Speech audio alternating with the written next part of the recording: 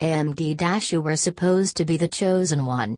Don't turn to the dark side to beat Intel. Maybe it's the fact that IF 2019 has finally melted my brain, but I've been thinking a lot about the processor war between AMD and Intel, and how it apes a certain space-bound series of films set in a galaxy far, far away.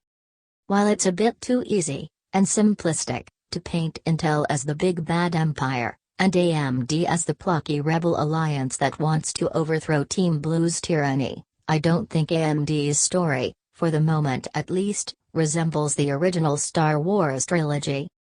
Instead, I worry that it's more like the prequel trilogy.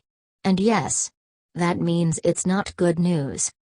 In this scenario, AMD is Anakin Skywalker while Intel is the Emperor.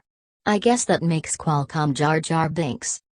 Now you might think that comparing Intel to an evil guy with a melted face that shoots lightning from his fingers is just as reductive as comparing it to the Empire, but what do you expect from someone who just made a Jar Jar Binks joke in 2019?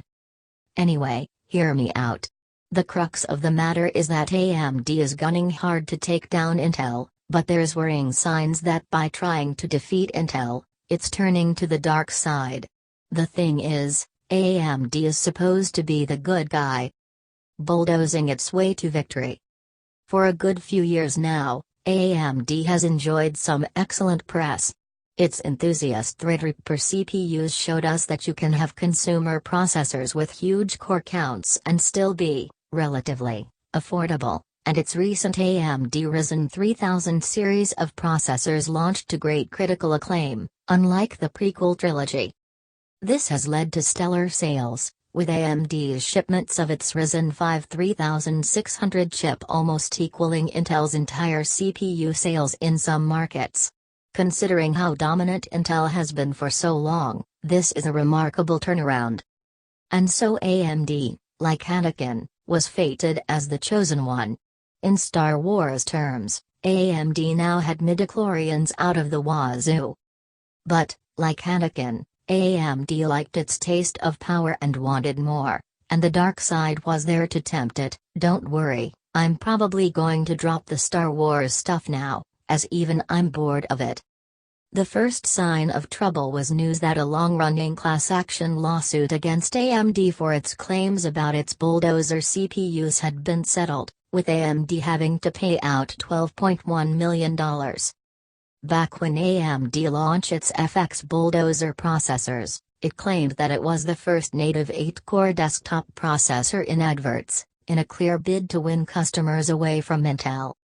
However, while AMD argued that having 4 Bulldozer modules which each featured 2 CPU cores was enough to term the FX Bulldozer as an 8-core processor, many customers felt deceived, as they were not real cores, as they shared resources including a single floating point unit, FPU.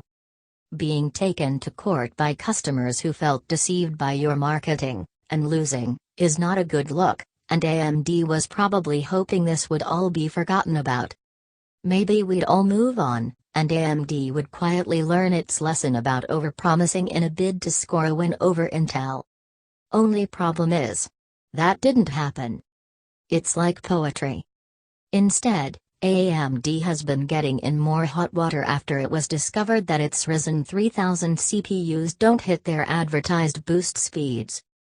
A well-known overclocker, Dare8Hour, surveyed just over 2,700 users and found that only 5.6% of Ryzen 9 3900X owners reported that their processor reached its rated boost clock.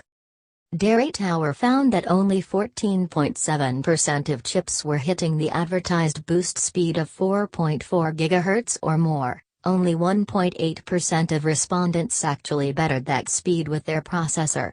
The vast majority, -85.3%, weren't ever reaching the advertised boost speed at all, on any core. So, was AMD selling processors with a promise of speeds that its products were unable to achieve? Sadly, it looks like that might have been the case. Anger over this has been mounting, and Intel even took a swipe at AMD when it announced that its upcoming Core i9-9900KS processor will reach 5 GHz across all cores. There was even talk of another lawsuit being leveled at AMD over this, though there's of course a risk of it just being a disappointing follow-up. Oh right, I dropped the Star Wars shtick, didn't I? Anyway, AMD has promised that a fix is coming to boost speeds, with the company claiming a firmware issue is to blame for the chips not reaching advertised speeds. Now, I'm inclined to take AMD at its word on this, so maybe this wasn't the sneaky move that some people have been accusing it of being.